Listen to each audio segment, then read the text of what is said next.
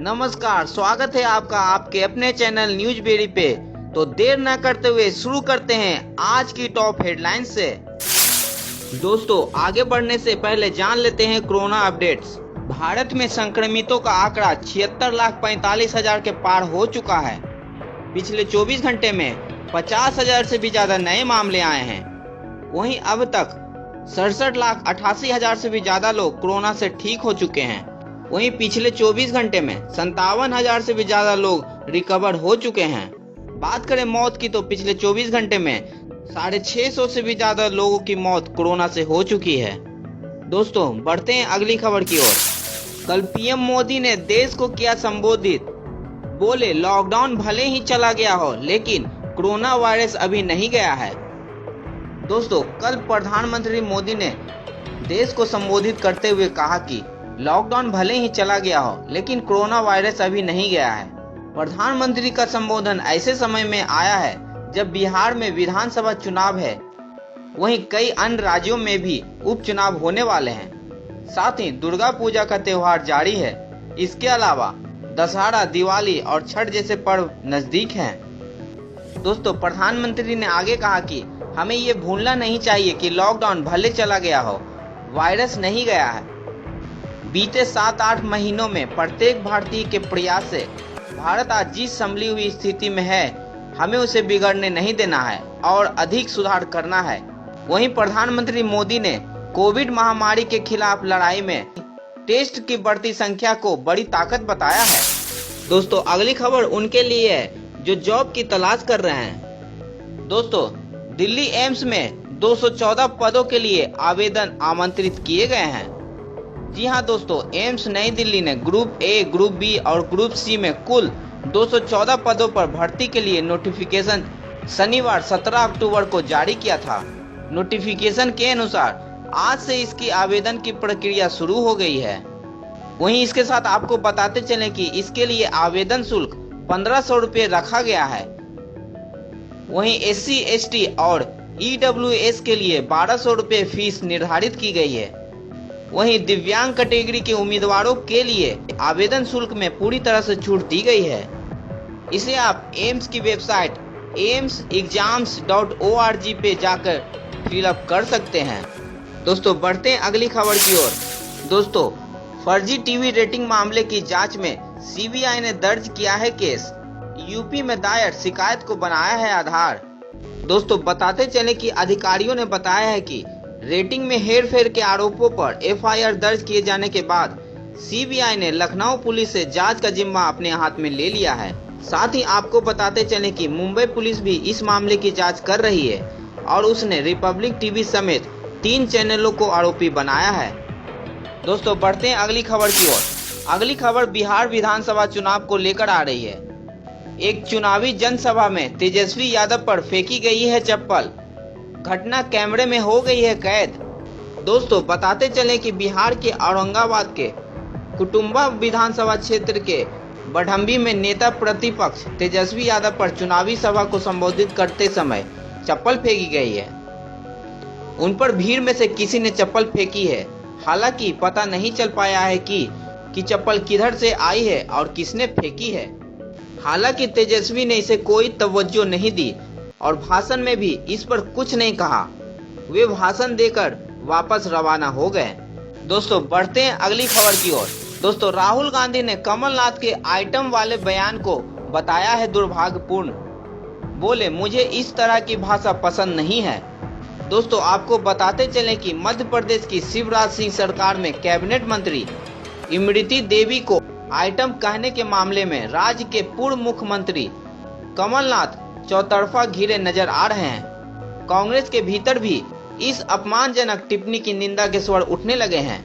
इसी पर कांग्रेस के पूर्व अध्यक्ष राहुल गांधी ने भी कमलनाथ की टिप्पणी से असहमति जताते हुए कहा कि जिस तरह की भाषा का उन्होंने इस्तेमाल किया है वो मुझे पसंद नहीं है, यह दुर्भाग्यपूर्ण है। उन्होंने कहा कि भले ही कमलनाथ जी मेरी पार्टी से ताल्लुक रखते हैं, लेकिन व्यक्तिगत रूप से मुझे उस प्रकार की भाषा पसंद नहीं है जिसका उन्होंने इस्तेमाल किया है। मैं इस तरह की भाषा की सराहना नहीं कर सकता, चाहे वह कोई भी हो। यह दुर्भाग्यपूर्ण है। दोस्तों बढ़ते हैं अगली खबर की ओर। अगली खबर यूपी के हापुड़ से आ रही है, जहां गैंग रेप की शिकार नाबालिग हुई गर्भवती। वहीं परिवार ने केस दर्ज किया है। इस मामले में एक की गिरफ्तारी हो गई है। बताते चले कि हापुड़ के कोतवाली क्षेत्र के गांव में पानी लेने गई एक नाबालिग किशोरी से 2 युवकों ने गैंग रेप किया है। वहीं गर्भवती होने पर पीड़िता ने थाने में युवकों के खिलाफ केस दर्ज कराया है। वहीं पुलिस से मिली जानकारी के अनुसार हापुड़ कोतवाली के एक गांव निवासी नाबालिग किशोरी गांव में ही घर के पास 6 माह पहले पानी लेने गई थी। तभी गांव के ही अभिषेक ने अपने दोस्त सैंकी के साथ रेप किया, जिसके बाद पीड़िता गर्भवती हो गई। वहीं इस मामले में पीड़िता को मेडिकल के लिए भेज दिया गया है। दोस्तों बढ़ते हैं अगली खबर की ओर। अगली खबर तेलंगाना से आ रही है, जहां बारिश के कारण मृतकों की संख्या 70 तक पहुंच गई है। वहीं सरकार ने भारी बारिश की चेतावनी भी जारी की है। वहीं तेलंगाना के सीएम ने हवाई सर्वेक्षण कर इलाके का जायजा लिया। साथ ही आपको बताते चले कि तेलंगाना सरकार ने कहा है कि प्राथमिक अनुमान के अनुसार बारिश और बाढ़ से अब तक 5,000 करोड़ रुपए की क्षति हुई है। वहीं एक अंतरिम रिपोर्ट केंद्र सरकार को भेजी गई है और सहायता के लिए 1,380 करोड़ रुपए की मांग की गई है। हालांकि अभी केंद्र से इस पर कोई प्रतिक्रिया नहीं आई है। दोस्तों बढ़ते हैं अगली खबर की ओर। दोस्तों ये खबर उनके लिए है जो बेरोजगार हैं और अपना खुद का व्यवसाय करना चाहते हैं। दोस्तों बिना गारंटी का 10 लाख तक का लोन देगी सरकार। जी हाँ दोस्तों, दरअसल प्रधानमंत्री मुद्रा योजना के तहत कारोबार शुरू करने के लिए आप बिना गारंटी के 10 लाख रुपए तक लोन ले सकते हैं। इस योजना की शुरुआत अप्रैल 2015 में ही हो गई थी। इसमें 3 प्रकार के लोन होते हैं। पहला छोटे कारोबारियों के लिए शिशु मुद्रा लोन है, जिसमें 50,000 रुपए तक लोन लिया जाता है। वहीं दूसरा किशोर मुद्रा लोन में 50,000 रुपए से 5 लाख रुपए तक लोन लिया जा सकता है। वहीं तीसरे लोन में, जिसे तरुण मुद्रा लोन कहते हैं, वहीं तीसरे तरुण मुद्रा लोन में 5 लाख रुपए से 10 लाख रुपए तक का लोन मिल सकता है। इस पे आमतौर पर न्यूनतम ब्याज दर 12% है। इस योजना के तहत लोन के लिए आपको सरकारी या बैंकों की शाखा में आवेदन करना होगा। इसके लिए आपको मकान के मालिकाना हक या किराए के दस्तावेज, आधार, पैन कार्ड सहित काम से जुड़ी जानकारी के सभी दस्तावेज जमा करने होंगे। दोस्तों बढ़ते हैं अगली खबर की ओर। दोस्तों अब आधार की मदद से भी निकाल सकेंगे एटीएम से पैसे। जी हाँ दोस्तों, अब आप आधार से भी एटीएम से पैसे निकाल सकते हैं। इस सुविधा के बारे में आपको बता दें कि बैंकों के एटीएम से आधार के माध्यम से पैसे निकालने की सुविधा का नाम आधार इनेबल्ड पेमेंट सिस्टम है।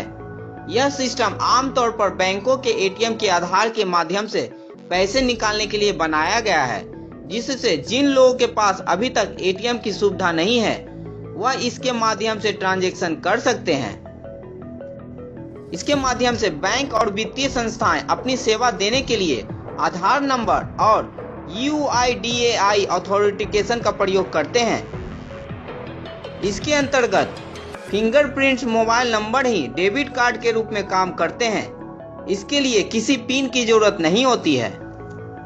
दोस्तों बढ़ते हैं अगली खबर की ओर। अगली खबर उनके लिए है जो एटीएम से कैश निकालते हैं। दोस्तों एटीएम से 5,000 रुपए से ज्यादा निकालने पर लग सकते हैं चार्ज। दोस्तों हो सकता है कि आने वाले दिनों में 5,000 रुपए से अधिक की राशि निकालने पर चार्ज देना पड़े। RBI इस पर विचार कर रही है। मीडिया रिपोर्ट्स की माने तो यह 5 मुफ्त ट्रांजैक्शन में शामिल नहीं होगा। माना जा रहा है कि एटीएम से एक बार में 5,000 की निकासी पर बैंक ग्राहक से 24 रुपए शुल्क के रूप में वसूल सकता है। वहीं मौजूदा व्यवस्था के तहत अभी 5 ट्रांजैक्शन फ्री हैं। इसके बाद 20 रुपए प्रति ट्रांजैक्शन लगते हैं। खबर यह है कि RBI ने एटीएम शुल्क पर पुनर्विचार के लिए एक कमेटी गठित की है। दोस्तों बढ़ते हैं अगली खबर की ओर। अगली खबर उन रेलवे कर्मचारियों के लिए है जो बोनस के लिए प्रदर्शन कर रहे हैं। दोस्तों बोनस पर यूनियन की धमकी देने के बाद रेलवे हुआ है सख्त। प्रदर्शनों में शामिल होने वाले कर्मचारियों के खिलाफ करेगी कार्रवाई। दोस्तों बोनस भुगतान में देरी पर कर्मचारी यूनियन द्वारा सीधी कार्रवाई के आह्वान पर रेलवे बोर्ड ने सख्त रुख अपनाया है। बोर्ड ने आदेश जारी कर कहा है कि ट्रेनों का सुचारू संचालन सुनिश्चित करने के लिए कड़े कदम उठाए जाए। अगर कोई रेलवे कर्मचारी रैलियों या प्रदर्शनों में हिस्सा लेता है तो उसके बारे में रिपोर्ट बोर्ड को भेजी जानी चाहिए। आपको बताते चले कि हर दुर्गा पूजा से पहले उत्पादकता से जुड़े बोनस का भुगतान 20 अक्टूबर से पहले नहीं किए जाने पर all Indian railway man federation ने गुरुवार को रेलवे को 22 अक्टूबर से सीधी कार्रवाई शुरू करने की धमकी दी थी। बढ़ते हैं अगली खबर की ओर। अगली खबर भारत में चलने वाली बुलेट ट्रेन को लेकर है। बुलेट ट्रेन का L&T को मिल सकता है ठेका। दोस्तों, जल्द ही देश की पहली बुलेट ट्रेन परियोजना में 237 किलोमीटर लंबे मार्ग के डिजाइन और निर्माण के लिए अनुबंध स्वदेशी कंपनी लार्सन एंड टुब्रो को मिलने की उम्मीद है। इस कंपनी ने सबसे कम बोली लगाई है। इस बोली में कुल 7 कंपनियों ने भाग लिया था। यह अनुबंध लगभग 25,985 करोड़ रुपए का है। बता दें कि मुंबई और अहमदाबाद के बीच बन रहे इस बुलेट ट्रेन परियोजना की कुल लंबाई 508 किलोमीटर है। यह जापान की मदद से बनने वाली देश की पहली हाई स्पीड ट्रेन परियोजना है। दोस्तों, बढ़ते हैं अगली खबर की ओर। अगली खबर भी भारतीय रेलवे से ही संबंधित है। Jindal steel and power limited company की पटरी पर दौड़ेगी ट्रेन, भारतीय रेलवे ने दी है मंजूरी। दोस्तों, भारतीय रेलवे ने Jindal steel and power limited द्वारा निर्मित रेल पटरियों की नई श्रेणी को मंजूरी दे दी है। कंपनी ने हाई स्पीड एवं हाई एक्सल लोड एप्लीकेशन के लिए रेल पटरियों की नई ग्रेड का विकास किया है। कंपनी ने कहा है कि भारतीय रेलवे अपनी ट्रैक प्रणाली को 200 किलोमीटर प्रति घंटे की रफ्तार पर हाई एक्सल लोड के अनुकूल बना रही है। दोस्तों, बढ़ते हैं अगली खबर की ओर। अगली खबर केंद्रीय कर्मचारियों के लिए है। दोस्तों, 48 लाख केंद्रीय कर्मचारियों के लिए आई है खुशखबरी। बढ़ सकता है महंगाई भत्ता।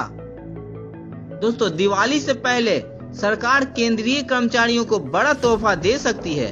सरकार केंद्रीय कर्मचारियों के महंगाई भत्ते में इजाफा कर सकती है। इसके लिए आज सरकार उपभोक्ता मूल्य सूचकांक यानी CPI-IW के बेस ईयर में बदलाव की घोषणा कर सकती है। इससे 48 लाख कर्मचारियों को सीधे तौर पर फायदा होगा। दोस्तों, बढ़ते हैं अगली खबर की ओर। अगली खबर उनके लिए है जो पेंशन भोगी है। दोस्तों, यदि आपने डॉक्यूमेंट्स नहीं जमा किए हैं तो रुक सकती है आपकी पेंशन। दोस्तों, बताते चले कि सरकार ने साल 2020 के लिए लाइफ सर्टिफिकेट को जमा करने की आखिरी तारीख को बढ़ा दिया है। इस साल पेंशन भोगी 1 नवंबर 2020 से लेकर 31 दिसंबर 2020 तक अपना लाइफ सर्टिफिकेट जमा कर सकते हैं। केंद्र सरकार ने बताया है कि अगर आपने नवंबर में अपने लाइफ सर्टिफिकेट को जमा नहीं कराया तो आपकी पेंशन रुक सकती है। बता दें कि लाइफ सर्टिफिकेट पेंशनर के जीवित होने का प्रमाण है। ऐसा नहीं करने पर पेंशन मिलना बंद हो सकती है। इसे आप उस बैंक में जमा कर सकते हैं जिस बैंक में आपका पेंशन का अकाउंट है, या आप इसे जीवन प्रमाण .gov.in पे भी जाकर सबमिट कर सकते हैं। दोस्तों, बढ़ते हैं अगली खबर की ओर। पेटीएम ने क्रेडिट कार्ड बिजनेस में रखा कदम, जल्द ही लॉन्च करने जा रहा है 20 लाख कार्ड। दोस्तों, बताते चलें कि पेटीएम का 12 से 18 महीनों में 20 लाख कार्ड जारी करने का लक्ष्य है। कंपनी ने कहा है कि हमारे देश में क्रेडिट कार्ड अभी भी समाज के सभी लोगों तक नहीं पहुंचा है और इसका लाभ कुछ ही लोग उठा रहे हैं। वहीं इसके साथ पेटीएम ने कहा है कि क्रेडिट कार्ड यूजर्स के पैसे की रक्षा के लिए धोखाधड़ी वाले लेन देन के बदले सुरक्षा बीमा देगी। बढ़ते हैं अगली खबर की ओर। दोस्तों, मौसम विभाग के मुताबिक बंगाल की खाड़ी में बने एक निम्न दबाव के क्षेत्र की वजह से बेमौसम तेज बारिश हो रही है। इसका असर नॉर्थ पर भी पड़ने वाला है, जिसकी वजह से बिहार, झारखंड, गुजरात और पश्चिम बंगाल के भी कुछ स्थानों पर बारिश संभव है। वहीं पूर्वोत्तर के राज्यों में भी कहीं कहीं तो आंधी तूफान की आशंका है, जिसकी वजह से स्थिति काफी गंभीर हो सकती है। विभाग ने यहां 2 दिनों का अलर्ट जारी किया है। अगले 24 घंटे के दौरान नागालैंड, मणिपुर मिजोरम, त्रिपुरा, गुजरात, अंडमान निकोबार द्वीप समूह पर भारी बारिश के साथ कई जगहों पर हल्की से मध्य बारिश होने की संभावना है और कर्नाटक, केरल और दक्षिण मध्य प्रदेश के भी कुछ हिस्सों में हल्की बारिश देखने को मिल सकती है। बढ़ते हैं अगली खबर की ओर। प्याज निकाल रहा है आंसू, नवरात्र में भी नहीं मिली महंगाई से राहत, वहीं नई फसल आने में देरी है। जहां कहीं भी नई फसल आ रही है वो भी पर्याप्त नहीं है। साथ ही कुछ व्यापारी तो ये भी कह रहे हैं कि अगर यही हाल रहा तो जल्द ही प्याज 100 का आंकड़ा पार कर लेगी। दोस्तों बढ़ते हैं अगली खबर की ओर। सीबीएसई ने 10वीं और 12वीं में 50% सिलेबस में नहीं की कटौती। दोस्तों सीबीएसई ने चालू वर्ष के लिए 10वीं और 12वीं की कक्षाओं में सिलेबस को 50% तक कम नहीं किया है। इसके साथ ही इस संबंध में अभी तक कोई निर्णय नहीं लिया गया है। यह जानकारी सीबीएसई के मीडिया प्रभारी उमा शर्मा ने दी है। वहीं आपको बता दें कि देश भर में फैली महामारी कोरोना वायरस की वजह से पहले ही सिलेबस में 30% की कमी की जा चुकी है। इसके अलावा आपको बता दें कि बोर्ड ने 10वीं और 12वीं की परीक्षा का शुल्क जमा करने की लास्ट डेट बढ़ा दी है। इसके मुताबिक अब इन दोनों कक्षाओं के लिए 31 अक्टूबर तक फीस जमा की जा सकती है। बढ़ते हैं अगली खबर की ओर। डीयूईटी ने एमफिल और पीएचडी पाठ्यक्रमों के लिए प्रवेश परीक्षा का आंसर की जारी किया। इस परीक्षाओं में जो उम्मीदवार शामिल हुए हैं वो एनटीए की ऑफिशियल वेबसाइट nta.ac.in पर जाकर आंसर की चेक कर सकते हैं। 22 अक्टूबर को शाम 5 बजे तक आंसर की पर अपनी आपत्ति दर्ज करा सकते हैं। उम्मीदवार को ऑब्जेक्शन दर्ज कराने के लिए प्रति प्रश्न 200 रुपये देने होंगे। बढ़ते हैं अगली खबर की ओर। सैनिक स्कूलों में दाखिले के लिए आवेदन शुरू। सैनिक स्कूलों में 6ठी और 9वीं कक्षाओं में अपने बच्चों का दाखिला कराने के लिए इच्छुक उम्मीदवार aissee.nta.nic.in पर आवेदन कर सकते हैं। दोस्तों बढ़ते हैं अगली खबर की ओर। अब 10वीं पास उम्मीदवार भी सीए फाउंडेशन कोर्स के लिए करा सकते हैं प्रोविजनल रजिस्ट्रेशन। इस संबंध में आईसीआई की ऑफिशियल वेबसाइट पर एक नोटिफिकेशन जारी किया गया है। इसके साथ आपको बता दें कि उम्मीदवार का केंद्र सरकार या राज्य सरकार द्वारा मान्यता प्राप्त 10+2 परीक्षा में अपीयर होना जरूरी है। आप इसकी विस्तृत जानकारी के लिए ICAI.org पर विजिट कर सकते हैं। बढ़ते हैं अगली खबर की ओर। हिमाचल प्रदेश टीईटी नवंबर सेशन के लिए आवेदन शुरू। HP टीईटी 2020 के रजिस्ट्रेशन फॉर्म को भरने के लिए आखिरी तारीख 5 नवंबर है। वहीं 6 से 10 नवंबर तक उम्मीदवार 300 रुपये की लेट फीस का भुगतान करके इस परीक्षा के लिए आवेदन कर सकते हैं। इसका आवेदन आप hpboc.org पर जाके ऑनलाइन कर सकते हैं। राजस्थान लोक सेवा आयोग ने डेप्यूटी कमांडेंट परीक्षा 2020 की आंसर की जारी की। दोस्तों इसे देखने के लिए आप इसकी वेबसाइट rpsc.rajasthan.gov.in पर जाकर आंसर की चेक कर सकते हैं। बढ़ते हैं अगली खबर की ओर। बिहार बोर्ड ने 10वीं और 12वीं के परीक्षा फॉर्म जमा करने की आखिरी तिथि बढ़ाई। अब इन दोनों परीक्षाओं के लिए 23 अक्टूबर 2020 तक आवेदन फॉर्म जमा कर सकते हैं, लेकिन इसके लिए छात्र छात्राओं को अतिरिक्त फीस देनी होगी। इसे आप आधिकारिक वेबसाइट biharboardonline.com पर जाकर ऑनलाइन सबमिशन कर सकते हैं। अगली खबर उनके लिए है जो सरकारी जॉब की तैयारी करते हैं। दोस्तों IBPS क्लर्क 2020 के लिए आवेदन का एक और मौका। IBPS ने फिर से खोली है एप्लीकेशन विंडो। दोस्तों यदि आप बैंकिंग की तैयारी करते हैं और आप किसी कारणवश IBPS क्लर्क 2020 की वैकेंसी का फॉर्म नहीं फिलअप कर सके हैं तो आपके लिए एक सुनहरा मौका आया है। IBPS ने आवेदन का पुनः मौका दिया है। इसे आप IBPS की ऑफिशियल वेबसाइट ibps.in पर जाकर फिलअप कर सकते हैं। इसे आप 23 अक्टूबर से 6 नवंबर तक भर सकते हैं। दोस्तों बढ़ते हैं अगली खबर की ओर। इंडियन ऑयल ने पानीपत रिफाइनरी के लिए निकाली 57 सरकारी नौकरियां।